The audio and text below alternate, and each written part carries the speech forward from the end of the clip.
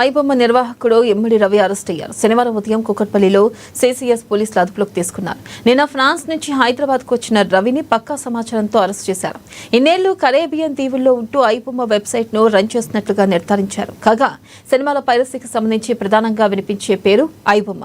Netflix, Amazon Prime, Jio Hotstar, Aha వంటి ప్రముఖ ఓటీటీల్లోని కంటెంట్ను నిమిషాల వ్యవధిలో పైరసీ చేసి తమ సైట్లో అప్లోడ్ చేస్తోంది.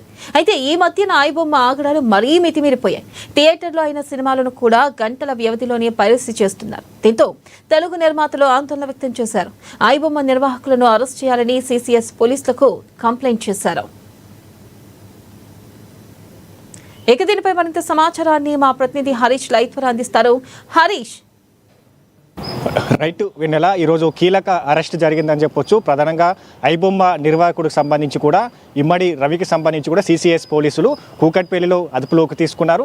ఇక ప్రధానంగా ఐబొమ్మకి సంబంధించి కూడా గత కొద్ది సంవత్సరాల నుంచి కూడా ఈ ఐబొమ్మకి సంబంధించి కూడా ఆయన రన్ చేస్తూ ఉన్నాడు. ప్రధానంగా ఓటీటీ ప్లాట్ఫామ్కి సంబంధించిన సినిమాలు కావచ్చు, ఇక థియేటర్లో ఆడే సినిమాలకు సంబంధించి కూడా పైరసీ చేసి ఐబొమ్మ వెబ్సైట్లో అప్లోడ్ చేస్తున్న పరిస్థితి అయితే ఉంది. దీనిపై ఈ గతంలో కూడా ఇప్పుడు ఉన్న సివి ఆనంద్కి సంబంధించి కూడా నిర్మాతలు కంప్లైంట్ చేశారు. దీనిపైన కూడా కేసు సంబంధించి కూడా ఛేదించే క్రమంలో పోలీసులు దీనిపై ఇక స్పెషల్గా ఫోకస్ పెట్టారు. ఇప్పుడు ఇక సజ్జనార్ వచ్చిన తర్వాత దీనిపైన మరింత స్పెషల్ ఫోకస్ చేశారు. ఎందుకంటే ఇక నిర్మాతలకు సంబంధించి కూడా పెద్ద ఎత్తున నష్టం వాటిల్లుతుంది. కోట్లు పెట్టి సినిమాలు తీస్తే క్షణాల్లో అది వెబ్సైట్లోకి వెళ్తుంది. ఇక ప్రజలకు సంబంధించి కూడా ప్రేక్షకులకు సంబంధించి కూడా థియేటర్లోకి రాకుండా ఐబొమ్మ వెబ్సైట్ అడ్డుకుంటుంది. తద్వారా నిర్మాతలకు సంబంధించి కూడా పెద్ద ఎత్తున నష్టం వాటిల్లుతుంది. సినిమాల సంబంధించి కూడా ప్రేక్షకులంతా కూడా థియేటర్లకు వచ్చేందుకు నిరాకరిస్తున్న పరిస్థితి ఉంది. దీనిపైన యాక్షన్ తీసుకోవాలని సిసిఎస్ పోలీసులకు సంబంధించి కూడా నిర్మాతలంతా కూడా కంప్లైంట్ చేశారు. ఇందులో భాగంగా ఈ కేసు ఛేదించే క్రమంలో ఈరోజు ఇమ్మడి రవికి సంబంధించి కూడా నిన్న కూకట్పల్లిలోని ఒక హోటల్లో ఆయన నివాసం ఉన్నట్టుగా కూడా తెలుస్తూ ఉండేది. హోటల్లో రూమ్ బుక్ చేసుకొని ఇక పక్కా సమాచారంతో కూడా సిసిఎస్ పోలీసులు నిన్న ఆయనని అదుపులోకి తీసుకున్నారు. ఆయనకు సంబంధించి కూడా 3 కోట్ల సంబంధించిన నగదుకు ఫీడ్ చేయడం జరిగింది. ప్రధానంగా ఈ ఏదైతే వెబ్సైట్కి సంబంధించి కూడా కరేబియన్ దీవుల్లో ఉంటూ ఇక వెబ్సైట్ని రన్ చేస్తూ ఉన్నాడు. గతంలో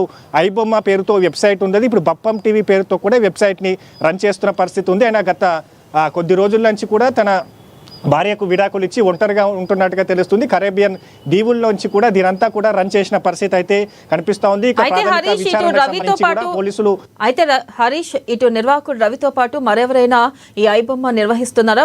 రవితో కలిసి ఎవరైనా పనిచేస్తున్నారా? దాని గురించి ఏమైనా అప్డేట్స్ తెలిసినాయా?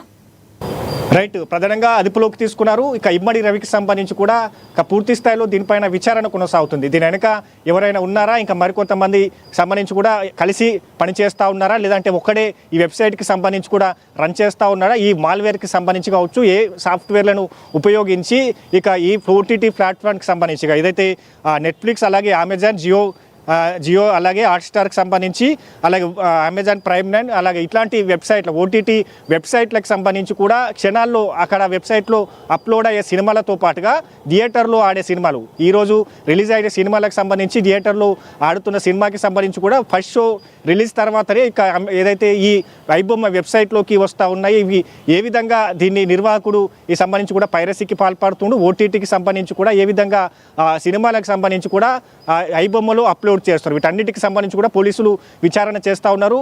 నిన్న సంబంధించి కూడా అదుపులోకి తీసుకున్నారు. కాబట్టి ఇక ఈరోజు పూర్తి స్థాయిలో దానికి సంబంధించి కూడా వివరాలను ఆరా తీస్తూ ఉన్న పరిస్థితి అయితే కనిపిస్తూ ఉంది. మొత్తంగా ఐబొమ్మ నిర్వాహకుడికి సంబంధించి కూడా గతంలో ఈ వెబ్సైట్కి సంబంధించి కూడా పోలీసులు గట్టి వార్నింగ్ ఇచ్చిన పరిస్థితి అయితే కనిపిస్తుంది. ఖచ్చితంగా ఐబొమ్మ నిర్వాహకుడిని పట్టుకుంటామని కూడా సిసిఎస్ పోలీసులకు సంబంధించి కూడా హెచ్చరించారు. ఇక దీనికి ఐబొమ్మ నిర్వాహకుడు ఇమ్మడి రవికి సంబంధించి కూడా సవాల్ విసిరాడు. ఏదైతే మీరు మాపై దృష్టి పెడితే మేము మీపై ఫోకస్ చేయాల్సి వస్తుంది, ఇక ఏదైతే ఇండియా మొత్తం మాకు సపోర్ట్గా ఉంటుంది, వెనక్కి తగ్గం, దమ్ముంటే మమ్మల్ని పట్టుకోండి అన్నట్టుగా కూడా గతంలో హెచ్చరించాడు, సవాల్ విసిరాడు. దీనికి సంబంధించి కూడా పోలీసులు సీరియస్గా తీసుకున్న పరిస్థితి అయితే కనిపిస్తూ ఉన్నది. కాబట్టి ఇక ఐబొమ్మ నిర్వాహకుడికి సంబంధించి కూడా నిర్మాతలు కూడా హెచ్చరించిన పరిస్థితి అయితే కనిపిస్తూ ఉంది. పెద్ద ఎత్తున నష్టపోతూ ఉన్నాం, కోట్లు విలువ చేసి సినిమాలు తీస్తే అదంతా కూడా ఐబొమ్మ ఒక వెబ్సైట్ ద్వారా కూడా ప్రేక్షకులు థియేటర్కి దూరం అవుతూ ఉన్నారు.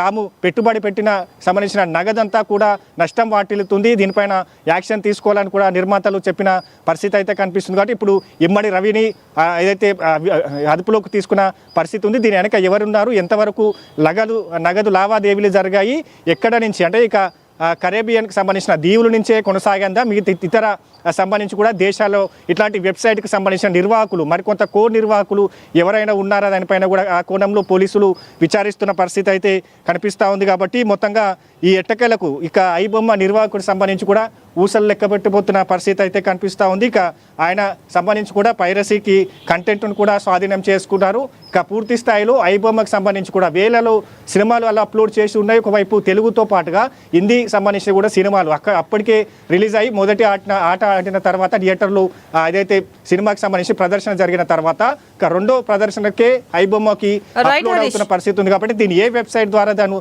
అప్లోడ్ చేస్తా ఉన్నాడు, పైరసీ చేస్తా ఉన్నాడు, దీని వెనక ఎవరున్నారని కూడా కూపిలాగే పనిలో పోలీసులు నిమగ్నమయ్యారని చెప్పొచ్చు. వినడం రైట్ హరీష్, థ్యాంక్ యూ.